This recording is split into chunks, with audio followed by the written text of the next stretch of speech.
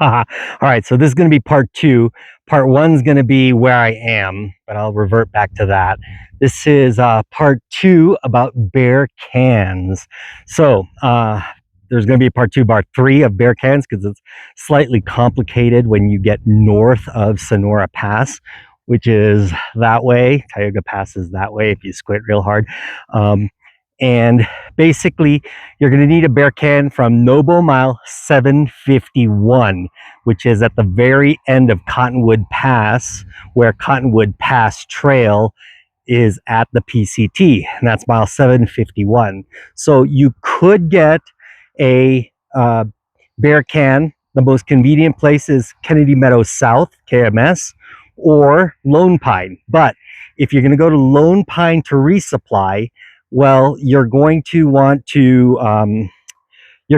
that Horseshoe Meadows Road open. So you'll want to take Mulkey or Trail Pass. Usually it's Trail Pass, it's shorter. Mulkey Pass is if there's no water on Trail Pass, but there usually is. Trail Pass down to Cottonwood Campground, and then ride down Horseshoe Meadows Road. Again, take advantage of the elevation loss when you get to Lone Pine. It might be hotter in Lone Pine.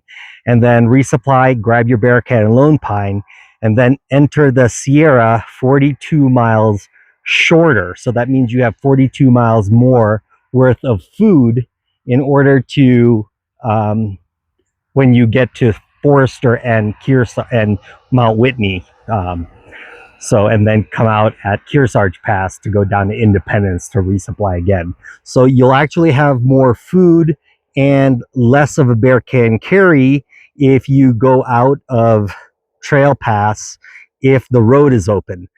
Unfortunately, sometimes the road is closed early season, and so a lot of the early season hikers, they'll forego that and get their bear can at KMS, which is cool also, but what happens is they set off a precedent that everyone behind them gets their bear can at KMS, even if the road is open. And you can save some bear can carry miles and or also get a fuller resupply to go into the Sierra. So the worst case scenario, if you have a full resupply, when you go into Lone Pine and go into one of the passes and start the Sierra, is you'll have approximately 2 more days of food going into arguably the best part of the Sierra, right? That's Forester Pass, which is your tallest pass on the entire PCT, and then Mount Whitney. So you could technically spend 2 more days there if you resupply in Lone Pine, as opposed to not having those 2 days of resupply if you're going to do those Forester Pass and Mount Whitney and come down Kearsarge. So there you go.